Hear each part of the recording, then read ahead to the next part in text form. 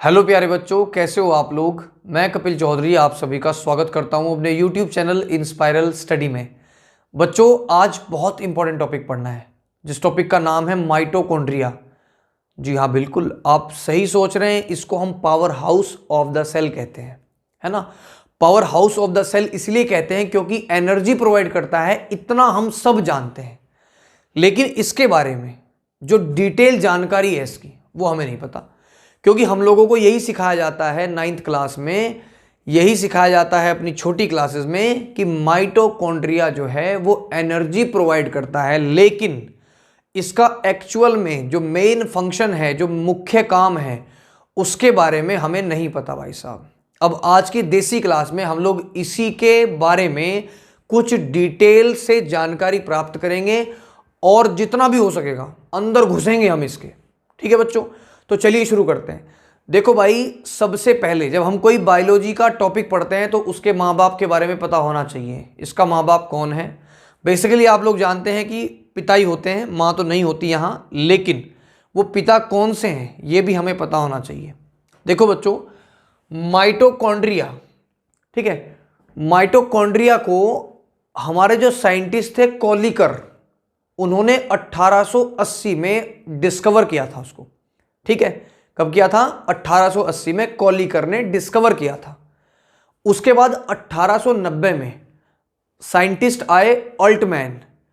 Altman ने mitochondria को describe किया, यानी इसका वर्णन किया, इसके बारे में बताया कि क्या है माइटोकॉन्ड्रिया।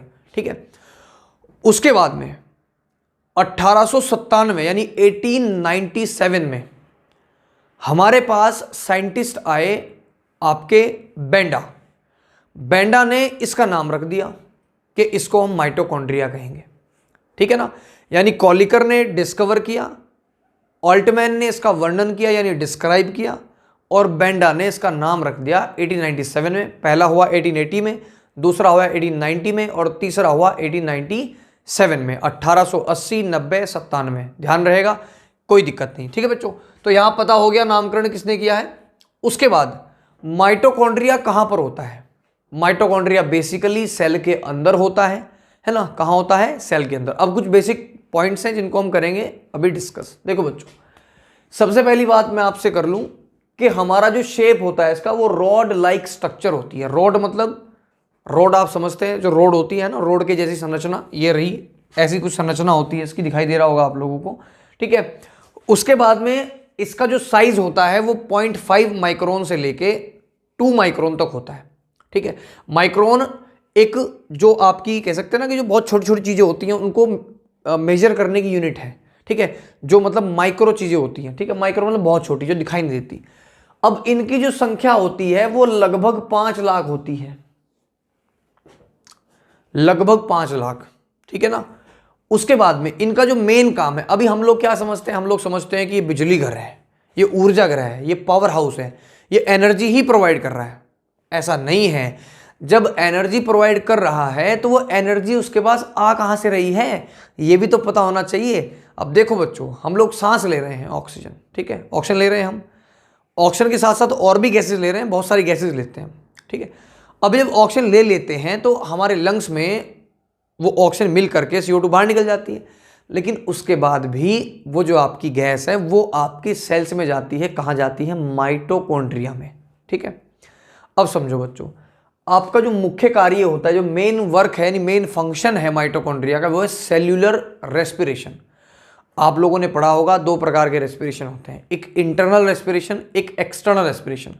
तो इंटरनल वाला रेस्पिरेशन जो है वो सेल्यूलर रेस्पिरेशन कहलाता है, यानी उसको कहते हैं कोशिकीय श्वसन, यानी कोशिका के अंदर होने वाला रेस्पिरेशन यानी श्वसन। ठीक है बच्चों, उसके बाद ये फेमस किस लिए है? आप लोग सभी जानते हैं, मैंने स्टार्टिंग में आपको बता दिया। ये फेमस किस लिए कि power house of the cell कहते हैं इसको, क्योंकि सेल के बिजली घर की तरह काम करता है। पूरी चीजों को, है ना, जितनी भी चीजें सेल के अंदर हैं उन सबको एनर्जी प्रोवाइड करने का काम इन भाई साहब का। तो इसलिए फेमस किस लिए है? कोशिकाओं का ऊर्जा ग्रह के लिए। ठीक है, उसके बाद कार्य क्या है? कार्य का मतलब जब ऊर्जा ग्रह है तो क्या करता है? ऊर्जा की आपूर्ति यानी एनर्जी प्रोवाइड करता है to the various part of the cell. ठीक है ना, यानी सेल के अलग अलग भागों को ये एनर्जी की आपूर्ति करता है, एनर्जी प्रोवाइड करता है। ठीक है जी, उसके बाद ये बना किस चीज से होता है, तो ये लाइपोप्रोटीन का बना होता है।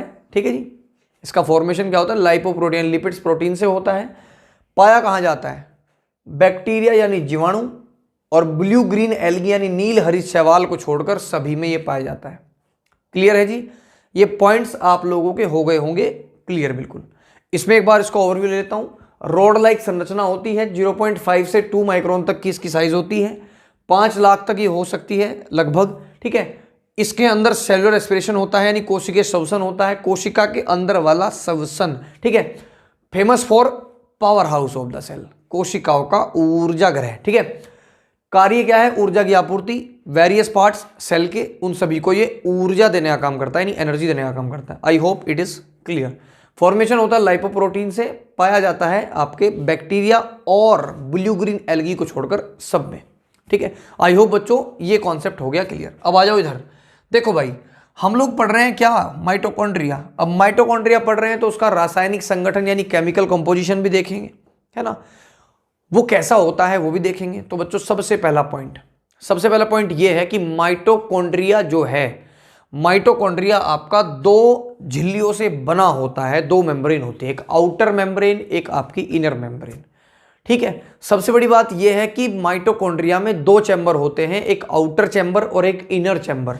आउटर चैम्बर ये हो जाता है, इनर चैम्बर आपका ये वाला हो जाता है जहां पे आपका मैट्रिक्स होता है। क्लियर है बच्चों, देखो अब पढ़ेंगे क्या, 2 झिल्ली होती हैं, बाहरी वाली सपाट होती है, बिल्कुल क्लीन होती है। ठीक है, बिल्कुल क्लीन, समझ गए, इस पे कुछ नहीं होता। अंदर वाली पे कुछ फिंगर लाइक प्रोजेक्शंस होती हैं, अंगुली नुमा संरचना होती है। ठीक है, उन अंगुली नुमा संरचनाओं को यानी फिंगर लाइक प्रोजेक्शंस को हम कहते हैं क्रिस्टी। क्या कहते हैं, क्रिस्टी।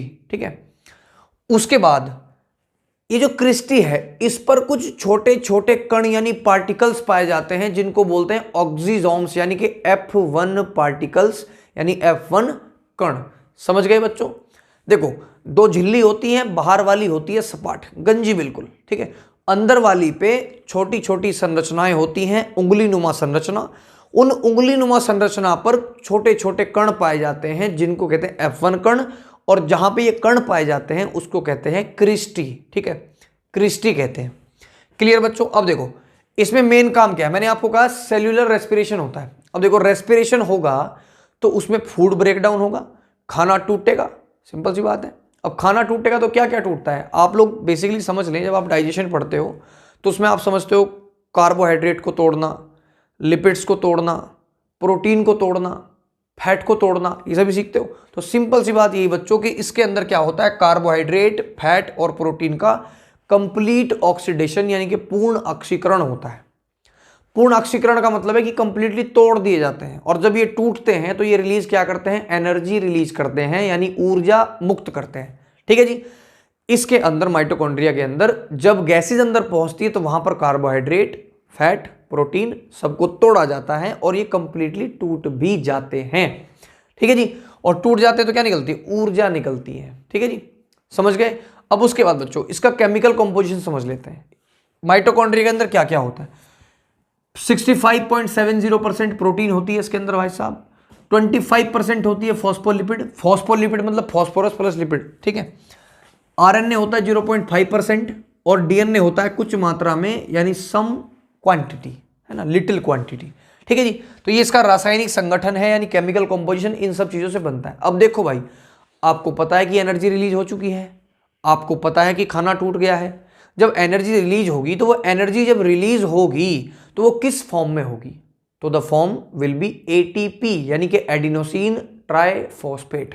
ठीक है जी, समझ गए, यानी हमारे अंदर जो एनर्जी स्टोर होती है वो एटीपी की फॉर्म में होती है यानी एडिनोसिन ट्राइफॉस्फेट।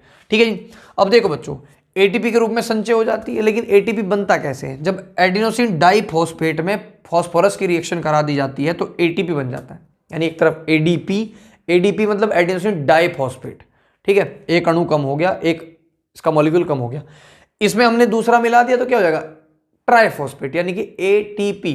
देखो आप लोग समझ रहे हो डाई और ट्राई में फर्क है, देखो डाई वाला होता है 2, ठीक है, ट्राई हो गया 3। ठीक है, जब डाई लिखोगे तो डी करना पड़ेगा आपको, जब ट्राई लिखोगे तो टी करना पड़ेगा। तो ADP plus P is equal to ATP, समझ गए। एडीपी में एक मॉलिक्यूल आप फॉस्फोरस का जोड़ो तो क्या हो जाएगा, ट्राइफॉस्फेट। नहीं समझे, देखो भाई नाम है इसका एडिनोसिन, दोनों में सेम रहेगा, ठीक है। डाइफॉस्फेट का मतलब दो अणु फॉस्फोरस के, ठीक है। एक फॉस्फोरस और मिला दिया तो तीन अणु हो गए तो क्या कहेंगे, ट्राइफॉस्फेट।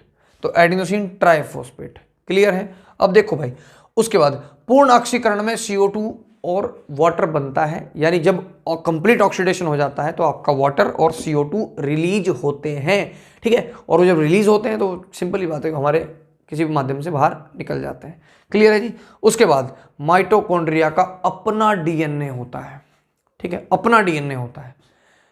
माइटोकॉन्ड्रिया क्या होता है, अपना डीएनए होता है। तो बच्चों देखो क्या करना है, अब आप लोग समझ लें। दो झिल्ली होती है, बाहरी सपाट, अंदर वाली पे कुछ कण होते हैं जिनको क्रिस्टी कहते हैं, उन पे कुछ कण होते हैं, पार्टिकल्स होते हैं जिनको हम क्या कहते हैं, F1 कण, ठीक है। उसके बाद में कार्बोहाइड्रेट, फैट और प्रोटीन का कंप्लीट ऑक्सीडेशन होता है और ऊर्जा निकलती है, ठीक है। संगठन आपका ये है, केमिकल संगठन एटीपी के रूप में संचय होती है। एडीपी में जब फॉस्फोरस दोबारा मिला दिया जाता है तो एटीपी बनता है और पूर्ण ऑक्सीकरण में CO2 तथा वाटर रिलीज होते हैं, ठीक है। और इसका अपना डीएनए होता है। आई होप बच्चों आज की वीडियो आप लोगों को बहुत अच्छी लगी होगी। अगर आपको वीडियो अच्छी लगती हो तो कमेंट करके बताया करो कैसी लगती है वीडियो आप लोगों को। कमेंट एक बच्चे की नहीं आती है, बच्चे बहुत देखते हैं लेकिन कमेंट नहीं करते। कमेंट करने में क्या जा रहा है आपको, हम लोग देख लेते हैं कौन बच्चा हमारे साथ है। तो बच्चों आज के लिए इतना ही। जय हिंद, जय भारत, जय माता दी एंड जय श्री राम।